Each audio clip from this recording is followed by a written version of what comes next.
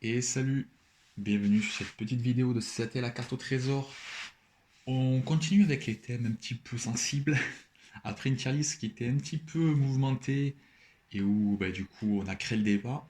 On va parler d'un autre thème qui fait débat aussi, c'est la banlist de Commander Multi. Pour ceux qui ne sont pas très habitués à l'actualité de Magic, qui ne l'ont pas suivi, il faut savoir qu'il y a une banlist qui est tombée il y a à peu près un mois de ça, qui a fait énormément parler. Ça a entraîné d'ailleurs beaucoup de dérapages sur les réseaux sociaux, sur Twitter principalement aux États-Unis, c'est même allé très très loin avec des menaces de mort et tout. Une histoire sordide et insupportable. Et donc du coup, on va revenir rapidement là-dessus, essayer de comprendre, d'analyser ça, de débriefer, de donner son point de vue. Et on espère du coup ne pas attiser autant de haine que ce que ça a attisé depuis à peu près un mois maintenant que cette annonce a été publiée. C'est bien de le faire du coup un petit peu en amont, à tête froide. De toute façon, nous, on n'avait aucune obligation de réagir immédiatement, puisqu'on n'est pas une chaîne YouTube dédiée aux commandeurs multi. Et du coup, ça permet en effet de prendre un peu de recul, d'analyser ça sereinement, et de pouvoir parler de ce sujet sans créer de plus de frustration et de polémique. Enfin, en tout cas, on va essayer. Donc du coup, pour remettre les choses dans leur contexte, le commandeur multi, c'est un format à Magic. Il y a un comité exécutif qui gère ce format-là, qui ne fait pas partie de Wizard of the Coast. C'est-à-dire c'est un format géré par des gens qui ne font pas partie de la maison mère. À la base, le Commander Multi, c'est un format qui se veut être casual. Donc c'est géré par des gens à part, qui ont créé leur petit format. Ce format s'est exporté. Aujourd'hui, c'est devenu le format numéro 1 de Magic, celui qui est le plus joué, le plus apprécié. Wizard of the Coast en a conscience, fait des produits dédiés pour ce format-là, mais il a laissé toujours carte blanche à ce petit comité, et c'est eux qui gèrent, qui régulent le format, donc du coup avec des bannisses, etc. Ils ont un petit droit de regard. À chaque fois que Wizard sort une carte, il peut dire oula, attention, ça on n'est pas sûr, ou ça, oui, c'est bon, on valide, vous pouvez le sortir. Donc ce comité était indépendant, et du coup, après de longues années où il est resté silencieux, il n'a pas fait de banlist, il a pris la parole il y a à peu près un mois de ça, et il nous a sorti une nouvelle banlist, et c'est cette banlist là qui a mis un peu le feu aux poudres. Alors, du coup, on va y aller. Donc là, vous pouvez voir du coup la banlist.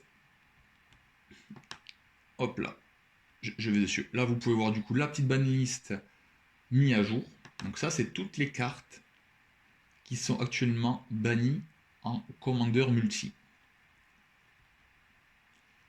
Donc là, normalement, vous pouvez voir qu'il n'y en a pas 150 000. On arrive au bout. Donc voilà. Quand on connaît le nombre de cartes éditées dans Magic et qu'on voit la banlist, on se dit ça va. Il n'y a pas énormément de cartes qui ont été touchées par la banlist. On est tranquille. On note que parmi les cartes bannies, on a donc les incontournables Black Lotus, Ancestral Recall, les Mox, des cartes broken qui datent des premières éditions de Magic, qui n'étaient pas forcément bien équilibrées, etc. On trouve aussi des cartes qui n'ont pas lieu d'être dans un format comme le Commander Multi, comme Biorhythm en fait, qui casse un petit peu les dynamiques du jeu et qui casse le fun d'une partie multi. Balance aussi, c'est une carte qui n'est pas du tout designée pour un format comme ça et qui casse toute interaction, donc c'est pas très intéressant. On a des cartes comme Sherazade aussi, qui crée des mini-jeux dans les jeux. Enfin bon, là, toutes ces cartes-là sont bannies pour de bonnes raisons. Pour la plupart, il n'y a rien à dire. Et donc, dans cette banlist-là, on a 4 nouvelles cartes. La première, elle est là. Dockside, qui est un gobelin et pirate qui crée des jetons trésors. On a le Lotus Joaillier et la Manacrypte. Et pour finir, on a Nadu. Alors, on va rapidement revenir du coup sur ce banlist. Donc Nadu, c'est un ban qui n'a pas du tout fait polémique puisque la carte est broken. C'est une erreur de design qui a été avouée par Wizard of the Coast. Ils l'ont dit, désolé, on s'est trompé les gars. On a fait ça, on se rendait pas compte à quel point c'était fort. On l'a changé au dernier moment avant de l'imprimer. C'était une carte qui est sortie d'un Modern Horizon, il fallait que c'est le power level du Modern Horizon. Sauf qu'en fait, c'est une carte qui était pensée pour jouer en multi. Enfin, ils ont fait un peu n'importe quoi avec cette carte. Ça permettait de faire des combos un peu infinis qui duraient 15 minutes. Et au final, on n'était même pas sûr de gagner à la fin quand on le faisait. Donc, horrible à résoudre, horrible à affronter, même horrible à jouer. En fait, tu prends pas de plaisir vraiment à jouer la carte. Donc, Nadou, ça dégage. Et tout le monde était d'accord pour ça. Aucun souci. Deuxième carte, du coup, à partir. On en a parlé tout à l'heure, c'est Dockside. Dockside, du coup, quand il arrive en jeu, il crée des jetons trésors pour chaque artefact contrôlé par les adversaires. Donc, comme on joue en multi et que généralement on a 3 adversaires, ça permet de faire beaucoup de jetons trésors. Les jetons trésors, on les casse, on fait du mana à la couleur de notre choix. Donc, ça permet de s'accélérer très très vite, de faire beaucoup de mana. Ça pouvait faire des combos assez débilos. Et donc, du coup, la carte a été bannie.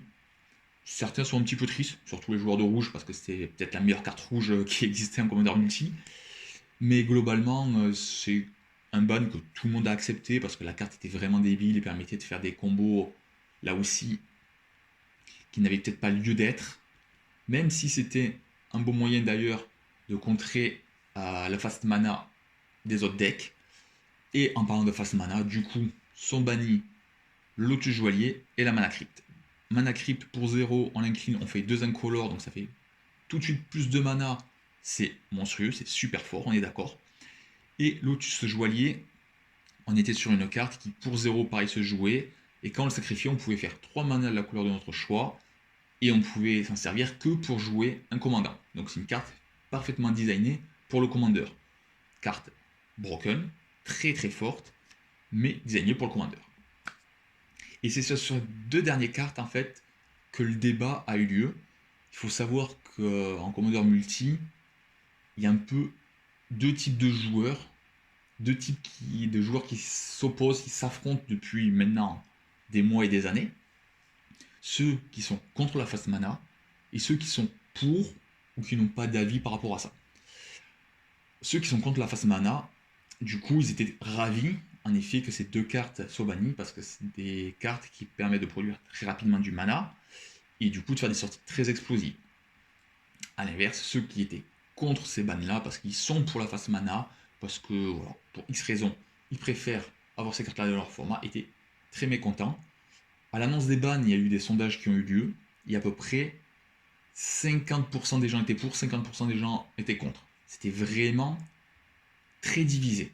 On a rarement vu des résultats aussi mitigés. Et à partir de ce moment-là où c'est très mitigé, ben, du coup, il y en a qui fêtent, d'autres qui sont frustrés, mais il n'y a pas de majorité. Et donc, du coup, on ne peut pas dire que c'est une bonne décision puisque la majorité, du coup, a obtenu ce qu'elle voulait. Non, en fait, il n'y a aucune majorité. Donc, il y a 50% des joueurs qui sont déçus, 50% des joueurs qui sont contents. Et ceux qui étaient très contents l'ont dit, on chambrait, on machin, on fait des vidéos pour dire c'est génial. Et ceux qui étaient très déçus ont aussi fait porter leur voix en étant très mécontents, en faisant des vidéos, etc. Sur les réseaux sociaux, sur YouTube, sur Twitch, partout. Des gens se sont exprimés sur ce sujet-là. Et ça a dégénéré, puisqu'il y a des gens qui étaient vraiment pas contents du tout, et qui sont allés jusqu'à menacer les membres du comité, qui, encore une fois, hein, sont des gens qui ne sont même pas employés par Wizard of the Coast.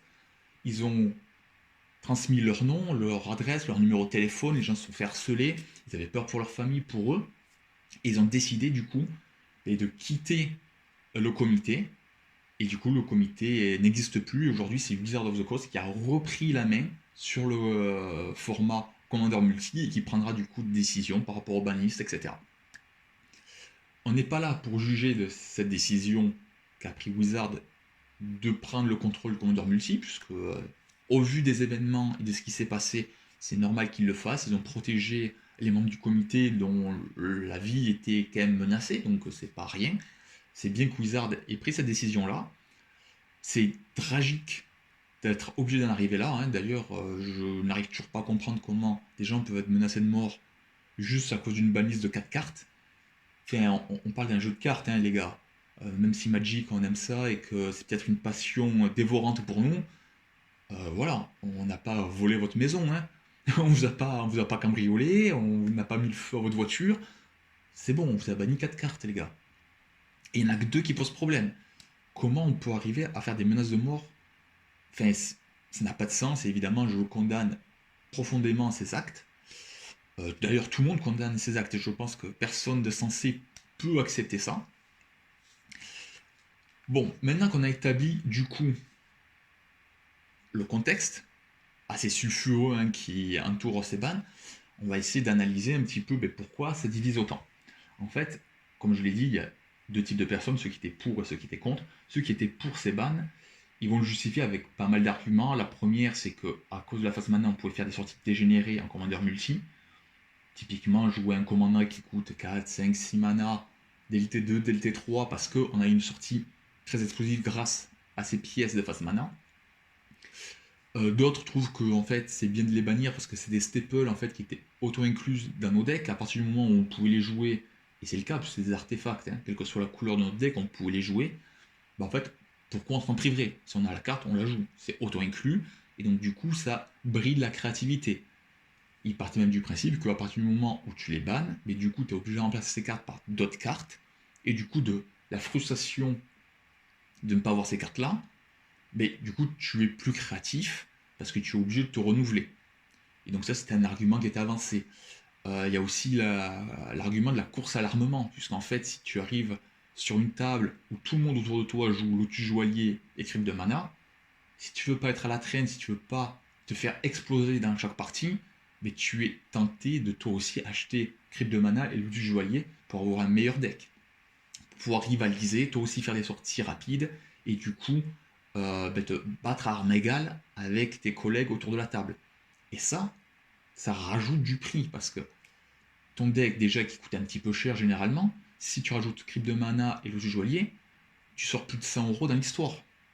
Pour 2 cartes. Hein. Et donc ça aussi, ça a rajouté un budget assez important à sortir pour les nouveaux entrants dans Magic qui voulaient du coup avoir des decks compétitifs. Et encore une fois, le terme compétitif, j'y reviendrai, mais c'était pas le terme le plus approprié pour du commandeur multi. Bon, c'était pour les nouveaux joueurs, du coup, un billet supplémentaire à mettre si on voulait avoir un top deck. À côté de ça, il y a l'absence de fun. Ça, c'est très relatif. Les gens jugeaient que ce n'était pas très fun de jouer contre quelqu'un qui faisait une sortie explosive, qui mettait son commandant DLT2 en jeu, et avec lequel on ne pouvait pas trop interagir. Voilà, ça, le fun, on le calcule comme on veut, puisqu'il est relatif à chacun. Et surtout, ils estimaient que la règle 0 qui nous permet normalement de noter nos decks, en fait, ne s'appliquait pas bien par rapport à ces cartes-là, parce que des gens vont dire, oui, non, mais moi j'ai un deck que je note 5 ou 6 parce qu'il est pas très fort, mais dedans il va mettre une mana crypte, et il va dire, oui, mon deck est pourri, mais j'ai une mana crypte. Donc, du coup, toi, t'es frustré parce que tu dis, ouais, mais attends, tu m'as dit que t'avais un deck niveau 6, tu joues une carte qui est complètement fumée, t'es pas un deck niveau 6. Et en fait, très difficile de savoir qui a raison, qui a tort. Est-ce que le deck est niveau 6 parce que, en effet, toutes les cartes sont plutôt mauvaises, hormis Mana Crypt, ou est-ce que le deck est forcément niveau 7 ou 8 parce qu'il y a une Mana Crypt dedans? Je reviens pour ceux qui connaissent pas trop le principe du Commodore Multi. Quand tu arrives à une table avec des inconnus, généralement, en fait, on te demande de juger ton deck pour savoir quelle est la puissance moyenne de ton deck et essayer de prendre un deck qui est à peu près adapté. Typiquement, si tu vas avec un préconstruit, c'est bien que le mec en face prenne pas un deck super fort qui justement contient des cartes comme Mana Crypt, Joaillier, etc. Parce qu'il va te rouler dessus et tu vas pas forcément prendre beaucoup de plaisir. Et à l'inverse, si tu as un vrai deck avec des bonnes cartes, etc. dedans, le mec c'est bien qu'il s'ajuste pour justement lui ne pas être dépassé. Donc du coup, très souvent quand tu arrives dans un nouvel environnement de commandeur multi, on te demande de noter ton deck. Et c'est ça dont je faisais écho, dont je faisais part. Donc ça, c'était un peu les arguments pour les joueurs qui étaient pro-banlist. Et après, il y a les arguments de ceux qui étaient contre cette banlist. Premier argument, perte financière. En effet, on parle de cartes qui valent très très cher. Comme je l'ai dit, hein, les 2 cartes réunies, c'était à minima un bon billet de 100 € que vous deviez dépenser pour avoir les 2 cartes. C'est vraiment un minima si vous arrivez à trouver les cartes sur des bons tarifs, etc. Donc voilà, il y a une grosse perte financière pour les joueurs. une grosse perte financière aussi pour les boutiques qui avaient ces cartes à vendre et qui, du coup, ont vu la cote chuter de manière très brutale. Il y a aussi l'argument de la liberté de jouer les cartes que l'on aime. Le Commander Multi, à la base, c'est un format fun où on est censé pouvoir jouer un peu tout ce que l'on veut. C'est l'avantage d'ailleurs de jouer en Commander, hein. Quand tu joues en format standard, tu dois jouer avec les dernières cartes. Quand tu joues en format moderne, tu dois jouer avec des cartes qui ont le design moderne de Magic et qui ne font pas partie de la banlist et qui ont un pouvoir level suffisant pour pouvoir être jouées dans un format aussi énervé que le moderne. Donc en fait c'est super restrictif, tu ne peux pas non plus jouer ce que tu veux. En Commander Multi, l'avantage c'est que tu peux vraiment jouer ce que tu veux. Et c'était ça aussi l'intérêt. Ben voilà, j'ai une mana crypt, je l'ai ouvert dans un booster, je vois pas pourquoi je pourrais pas la jouer en fait. À partir du moment où elle est pas bannie. Aujourd'hui elle est bannie, on peut plus. Mais pourquoi on s'en priverait en fait si on aime la carte et si on l'a. Des cartes broken, autre argument, il y en aura toujours. Et donc du coup dire bah Lotus Joaillier et Mana Crypt c'est trop fort, ben on banne, ok, mais alors du coup faut bannir plein d'autres cartes qui sont beaucoup trop fortes dans le format. Fallait pas faire une banlist de 4 cartes, mais peut-être faire une banlist de 20 cartes ou de 50 cartes. Parce que des cartes très très fortes, il y en aura toujours. Et de toute façon, quoi que l'on bannisse, il y aura toujours un deck ou une carte qui sortira du lot qui sera du coup un peu plus forte que les autres. Donc c'est un peu un cercle sans fin. Autre argument qui va toujours un petit peu dans ce sens-là, c'est que si on veut bannir les pièces de face mana, pourquoi on les bannit pas toutes? Sol Ring, c'est une carte qui est restée. Sol Ring, pour un incolore, c'est un anneau qu'on peut incliner qui fait 2 mana. Grosso modo, c'est un peu comme Mana Crypt, sauf que ça coûte 1 à jouer. Le comité a expliqué pourquoi il n'avait pas banni Sol Ring, parce qu'en fait, c'est une carte qui est fournie dans quasiment tous les préconstruits en fait, de Commander. Tu achètes un deck préco de Commander, mais tu as un Sol Ring dedans. Et donc, du coup, ils ne voulaient pas que tous les précos qui sont en vente dans le commerce deviennent illégaux et que les gens n'aient pas le droit de jouer avec parce qu'il y a un Sol Ring dedans. Donc, ils ont fait une exception pour Sol Ring, tant bien même ils estiment qu'en effet la carte est problématique. C'est comme c'est un peu l'emblème du format, ils l'ont laissé légal. Mais du coup, ça c'est un argument qui a du mal à passer pour ceux qui sont pour le fast mana. Ils disent, bah ouais, ok, donc moi mes cartes à 50 boules elles sont bannies, mais le Sol Ring à 50 centimes, on le bannit pas lui. Et pourtant il est tout aussi problématique. Pourquoi? Euh, Autre chose aussi qui est avancée par les joueurs qui sont pour la fast mana, c'est que très souvent les joueurs casual se plaignent en fait de la fast mana parce qu'ils perdent la partie face à des mecs qui jouent ça. Mais en fait, si tu es un joueur casual et que tu affrontes un mec qui a envie de tryhard le commander, ben en fait tu perdras quand même parce que, ok, justement, il ne gagnera pas grâce à la face mana, mais il gagnera grâce à d'autres cartes broken. Et en fait, c'est pas que la face mana qui le fait gagner, c'est parce que tout son deck est très fort. Et donc, du coup, mettre tous les mots de Magic sur la face mana, ben en fait, c'est trop facile. Ça n'a pas de sens en soi. Et le dernier argument qui était aussi mis en avant pour ceux qui ne voulaient pas entendre parler de cette banlist et du coup de ces deux bannes précises qui étaient Lotus Joaillier et Mana Crypt, c'est le CEDH. Le CEDH, c'est le Commander Multi version compétitif, où eux, en fait, ces joueurs-là, ils n'ont jamais demandé un ban de ces cartes. Et malheureusement, comme ils ont la même banlist que les joueurs casual, et bien ils sont sanctionnés de la même manière. Et donc du coup, ils perdent ces cartes-là alors que eux, ils étaient très contents de les avoir dans leur deck. Parce que justement, ils sont compétitifs et qu'ils voulaient avoir les meilleures cartes possibles. Donc on est face à deux types de personnes qui s'affrontent et qui n'arrivent pas à se mettre d'accord. Encore une fois, il n'y a pas vraiment de bons ou de mauvais arguments. Il n'y a pas forcément une bonne et une mauvaise vision. Les deux visions en fait s'entendent parce que tout dépend de qu'est-ce qu'on attend de ce format-là. Et en fonction de votre attente à vous, ben en fait vous serez pour ou contre ces bannes-là. En fonction de mes attentes, je serai pour ou contre ces bannes-là. Et en fait, vu que chaque être humain va avoir des attentes différentes, eh bien, on sera forcément à un moment ou à un autre en désaccord par rapport aux bannes. Donc ça, c'est super important de le dire. Il n'y a pas il n'y a pas de personnes qui ont la vérité infuse et qui ont raison dans cette histoire. Par contre, si moi, je viens à donner mon point de vue, je suis plutôt contre ces bans. Contre, c'est un bien grand mot, hein, attention. Disons que, personnellement, je m'en fous. Déjà, je n'avais pas ces cartes-là, donc quand je jouais ni Mana Crypt, ni Lotus Joaillier, personnellement, je suis pas impacté. Donc déjà, pas de souci. Mais, hormis le fait que, perso, je m'en moque, qu'elles soient ban ou pas, ces cartes, si j'avais dû choisir, je ne les aurais pas bannies. Pourquoi? Parce qu'en effet, je pense qu'il ne faut pas, entre guillemets, chouiner sur la face mana, puisque, ok, c'est très fort, mais il y a d'autres éléments de face mana qui existent, et qui vont être joués pour remplacer ceux qui sont bannis.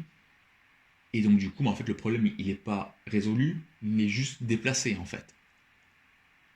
Si le mec, il fait T1, land, je joue un Soul Ring, je produis 2 mana incolore, je joue un caillou, et du coup, je me retrouve T2 à avoir 5 mana disponibles, bah en fait, j'ai fait de la face mana. J'ai fait la face mana de manière un petit peu abusée. Et j'ai pas utilisé mana crypt, j'ai pas utilisé l'outil joaillier, j'ai juste utilisé des cartes légales, et T2, j'ai 5 mana. C'est trop fort peut-être, hein. Je pense qu'on peut dire, ouah, mais c'est trop fort comme sortie. C'est pas dans l'esprit du commandeur multi. Oui, mais regardez, ça on l'a fait avec des cartes légales. Et je veux dire, c'est ce que n'importe qui peut faire avec un préco presque. Donc, au bout d'un moment, cracher sur la face mana, sachant qu'un préco peut faire des sorties comme ça, c'est bizarre. Deuxième chose, moi je suis en effet pour qu'on puisse jouer un petit peu toutes les cartes que l'on veut. Le commandeur multi, pour moi, c'est un format fun. Le commandeur de base, c'était un format fun, c'était pas voué à être un format compétitif. Et c'était d'où l'intérêt en fait de jouer à ce jeu-là, à ce format, c'est que qu'une carte, qu'elle soit forte ou pas, si elle nous fait plaisir, on peut la jouer. Il est compréhensible qu'il y ait quand même une banlist pour réguler un petit peu tout ça. Biorhythme est une carte qui n'a aucun sens dans le format. Balance n'a aucun sens dans le format et ça ne me dérange pas qu'elle soit bannie. Parce que ça casse un petit peu le jeu du commandeur multi. Un mec qui fait 2 mana T1, ça casse pas le jeu du commandeur multi. Hein. Vraiment, pour le coup, mana crypt, ok, tu joues pas mana crypt, tu joues Sol Ring, c'est pareil. Tu joues vert, tu vas faire beaucoup plus de mana et beaucoup plus vite que les autres, ben ouais, tu joues vert, c'est normal. Donc du coup, voilà, je suis un petit peu perplexe par rapport au fait qu'on veuille absolument bannir ces cartes-là, sachant que d'autres cartes sont très très fortes. Voilà, enfin encore une fois, si on veut bannir des cartes qui sont broken, on peut bannir Face Cyclonique. Hein.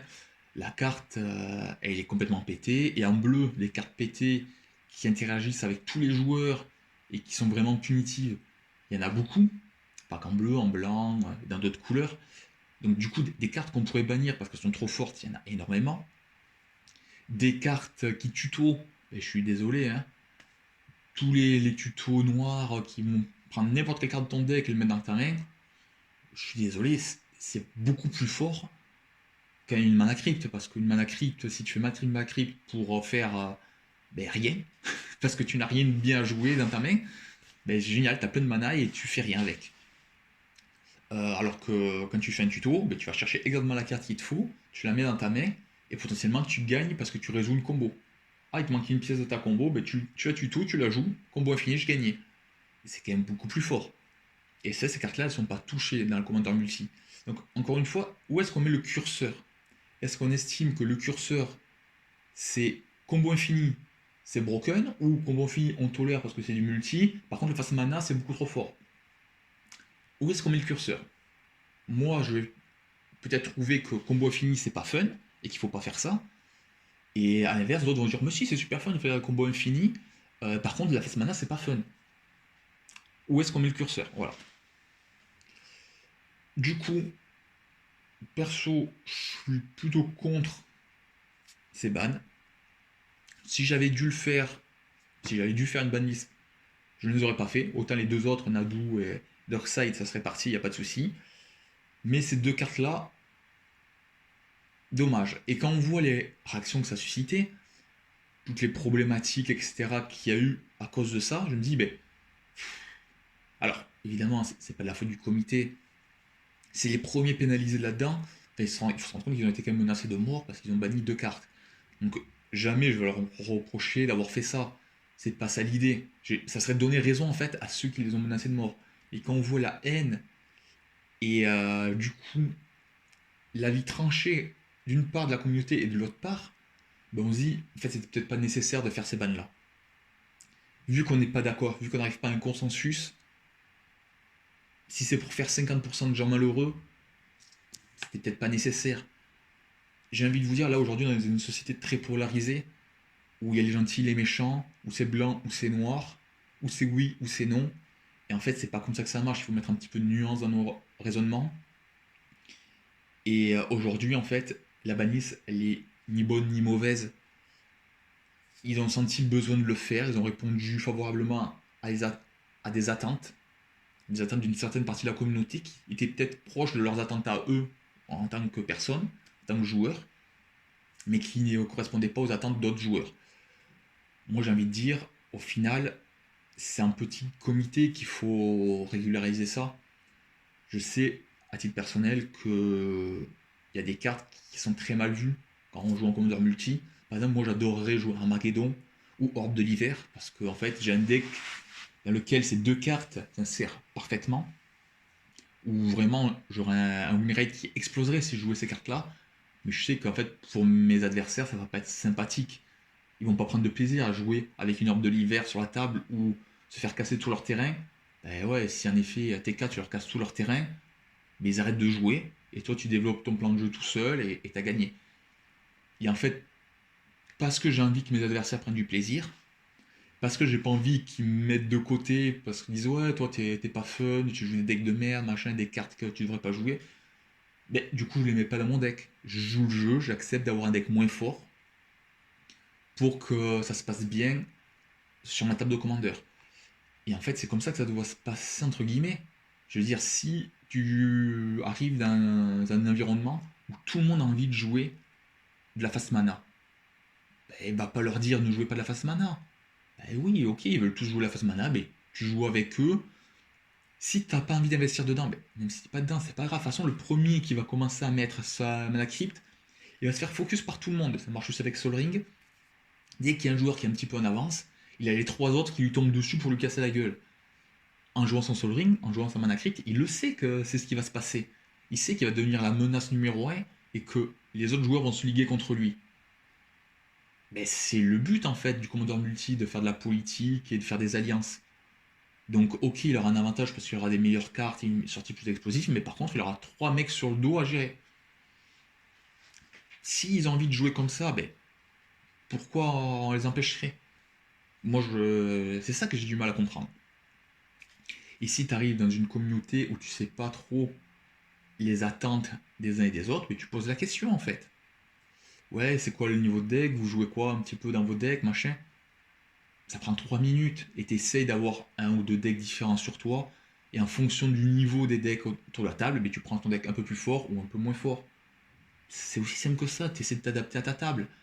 Si tout le monde fait cet effort-là, ben il n'y a aucun souci, qu'on soit pour ou contre la face mana, on peut tous faire un effort pour bien vivre ensemble en fait. Je comprends même pas qu'il y ait ce débat-là.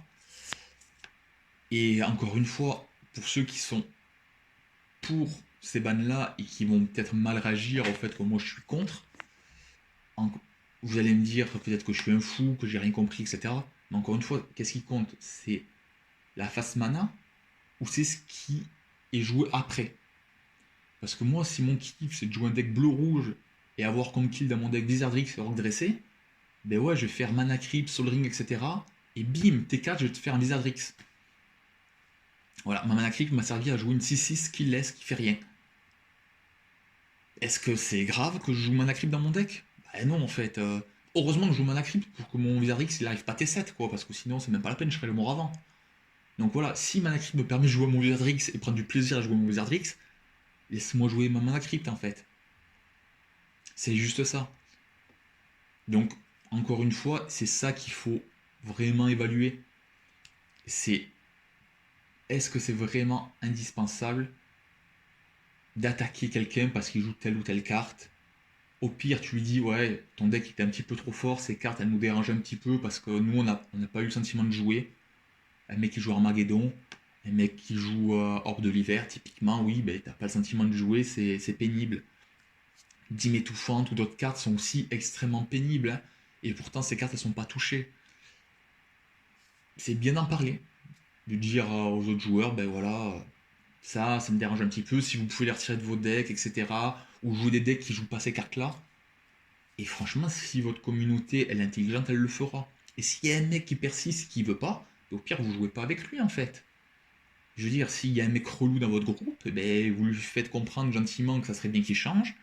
Et s'il change pas et qu'il veut pas aller vers un consensus et se joindre à l'avis majoritaire du groupe, eh ben, il joue plus avec ce groupe-là. Il trouvera d'autres gens qui ont envie de jouer à sa manière à lui. Je pense que c'est aussi simple que ça. Il faut s'adapter, être intelligent. C'est vraiment ça que je veux vraiment faire ressortir de cette vidéo. J'ai l'impression d'avoir dit beaucoup vraiment, hein. Non, non. Donc vidéo un petit peu longue, mais je pense que c'était nécessaire d'expliquer en fait le point de vue. On est arrivé dans des situations qui étaient juste inacceptables. C'est qu'un jeu de cartes, les gars. Donc peace and love, on se détend. On accepte en effet que des gens aient des goûts différents des nôtres. Et on essaie de s'adapter. On va un petit peu dans leur sens. Si vraiment c'est compliqué d'aller dans leur sens, on leur demande aussi de faire un pas vers nous. Et généralement, entre joueurs, entre passionnés, on arrive toujours à trouver un terrain d'entente. Voilà, c'est tout pour moi sur ce petit sujet-là. J'espère que ça vous a plu, ça vous a permis de clarifier un petit peu la situation. Si vous n'étiez pas au courant, ben, d'être au courant des dernières bannisses, mais bon, ça m'étonnerait que vous soyez passé à côté. De peut-être faire évoluer aussi votre vision des choses, hein. Peut-être que vous étiez très focus sur la ban est obligatoire ou la ban est désastreuse, et finalement, peut-être que ça vous a permis de mettre un peu d'eau dans votre veine. J'espère. En tout cas, si ça vous a plu, n'hésitez pas à liker, à vous abonner, à suivre nos réseaux sociaux. On est présent un petit peu partout, sur Facebook, Instagram, etc. On fait des petits live vogue de temps en temps. On fait du Magic, mais pas que. Donc voilà, si vous voulez nous suivre et nous donner la force, n'hésitez pas à le faire en commentaire, en mettant des petits likes. Et moi, je vous dis à très bientôt pour une nouvelle vidéo. Allez, ciao les 4.